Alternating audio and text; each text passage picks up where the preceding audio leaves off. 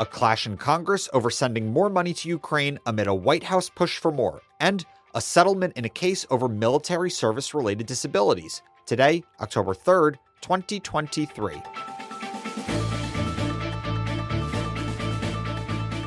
Good morning, Early Birds. I'm Jonathan Lehrfeld, and this is the Early Bird Brief, produced by Defense News and Military Times. First up, Congress is now working on a new timeline to pass funding bills after avoiding a government shutdown over the weekend. One item that's under scrutiny is whether to approve additional aid for Ukraine. That funding was pulled from the stopgap deal President Joe Biden signed into law. White House Press Secretary Karine Jean-Pierre said yesterday there is strong support to continue support for the country's battle against Russia. The president said it. The speaker and the overwhelming majority of the Congress have steadfastly supported Ukraine. So there is a bipartisan support for this from the beginning. It's going to continue. We've heard from Republicans and Democrats in Congress, and that's what we expect. A quick refresher.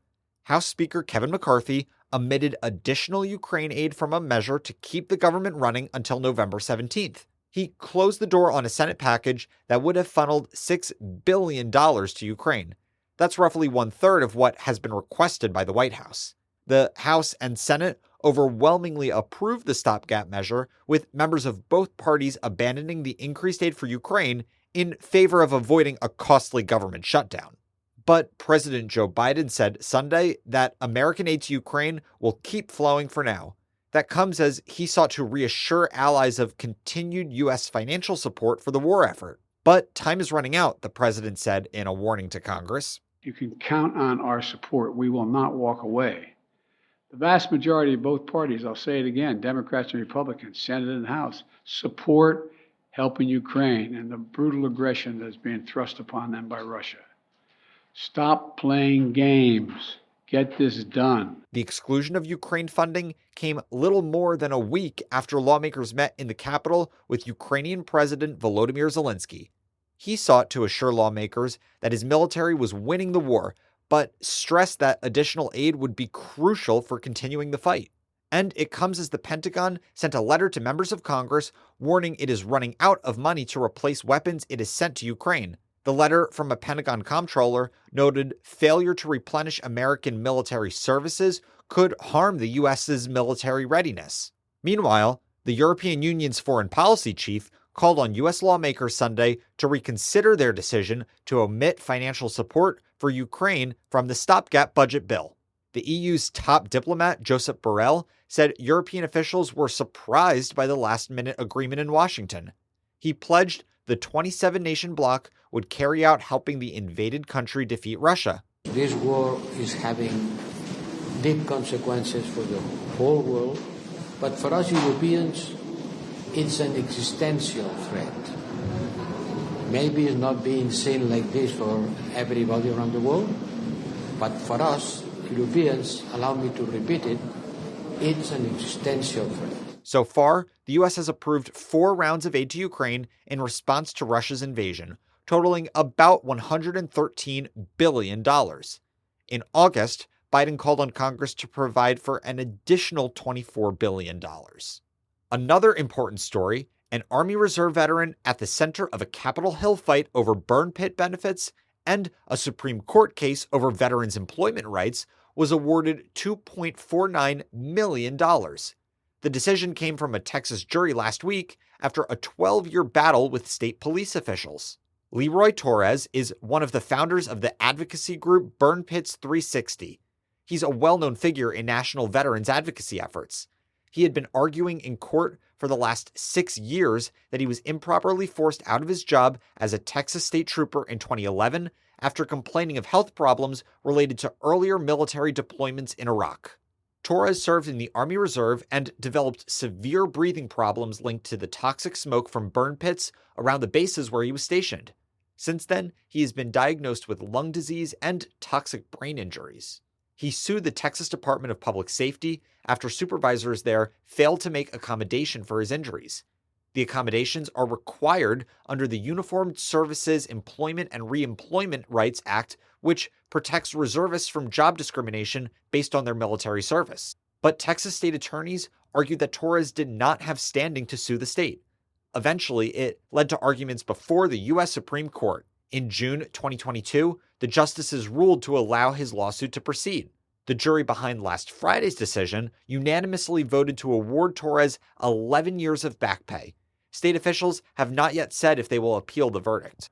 Torres and his wife Rosie Torres were frequently highlighted before and after the passage of the Promise to Address Comprehensive Toxics Act, or PACT Act, in August 2022.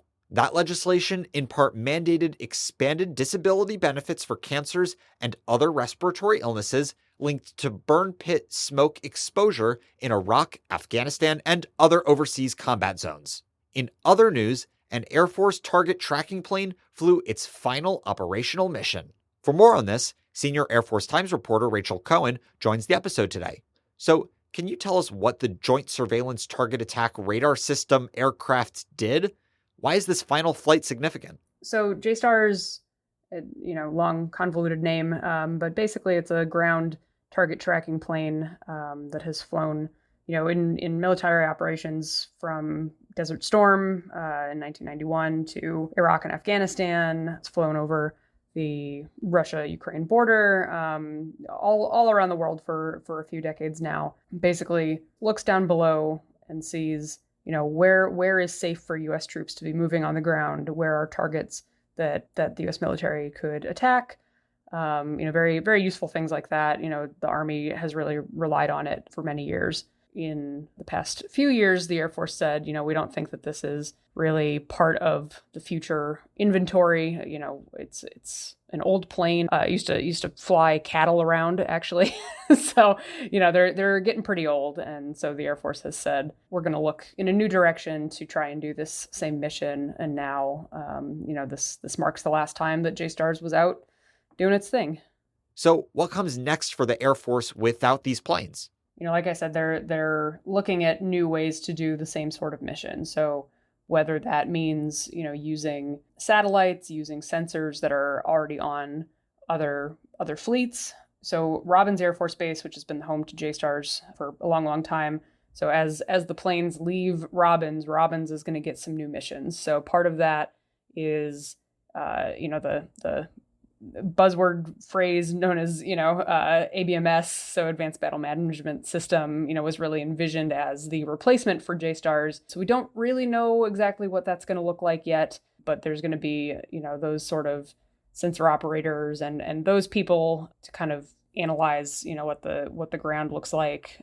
So there's going to be, a unit for them at Robins.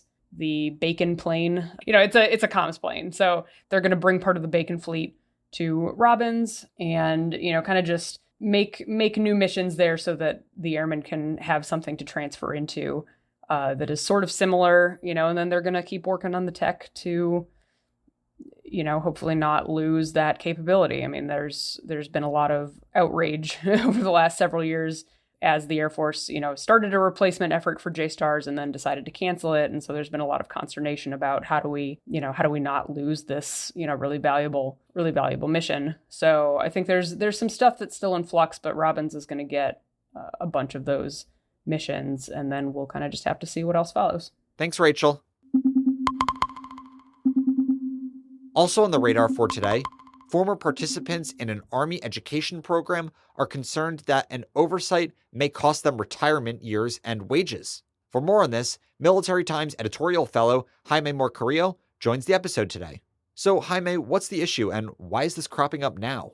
So the problem revolves around this thing called the Green to Gold Active Duty Option Program, which is an RTC program created by the Army in 2004. So there's several kinds of Green to Gold programs, which basically offer a pathway for enlisted soldiers to go to school and then commission as officers once they get their degree. What's special about this program, or about the active duty option, is that, as the name suggests, it allows enlisted soldiers to stay active duty and, receive the commensurate benefits while they're in school, instead of having to pause or temporarily suspend their service. And basically, since the program's conception, soldiers that enrolled in the ADO program have counted the time they've spent in school, which is usually around 2 years, as time in service, which are sort of the months and years someone is actively in uniform and serving. And as service members accumulate time in service, they get pay raises, promotions, etc. So in the Army in particular, the big service milestone for folks is 20 years, after which you can retire and they get a whole bunch of benefits. So your time in service matters a lot. Now, where this kind of gets confusing is that in September, the Inspector General for U.S. Army Cadet Command, which oversees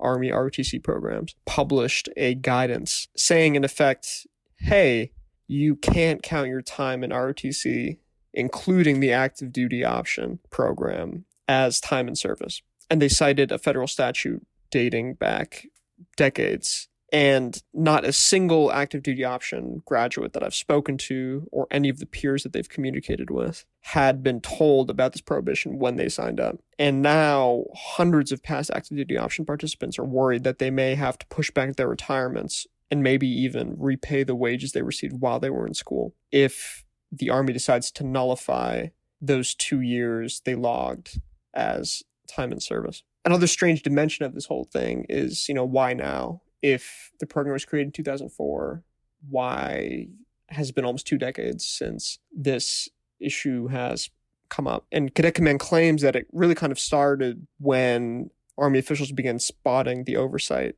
when it introduced its new centralized, streamlined HR management system last fall. And, to my understanding, everyone is still kind of in the dark on this. To my knowledge, the Army has yet to publish any official guidance about what it's going to do, even though this could potentially impact thousands of soldiers in very consequential ways. So a lot of people are really worried.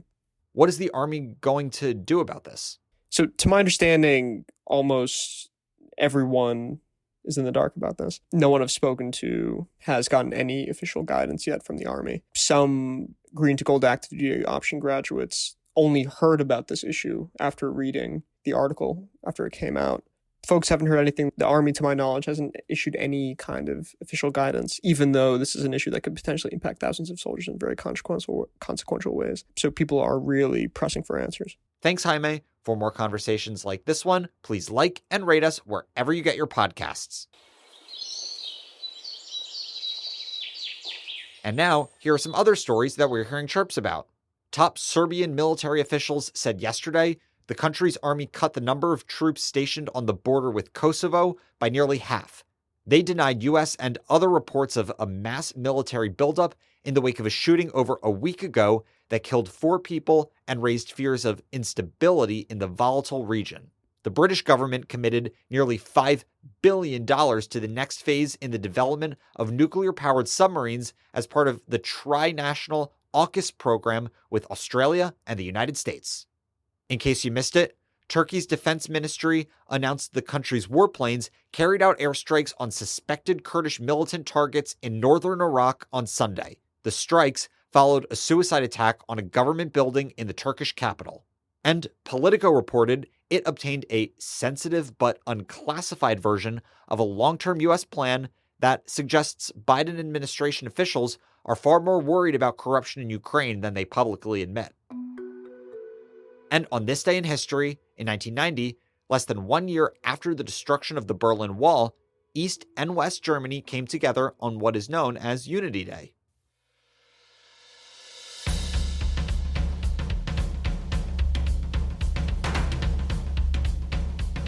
That's it for us this morning. To get more of the top stories and breaking news, go to defensenews.com/EBB to subscribe to the Early Bird Brief newsletter. Please give us a like, rating, and a comment wherever you get your podcasts, and be sure to follow us on social media @defense_news and @Military Times.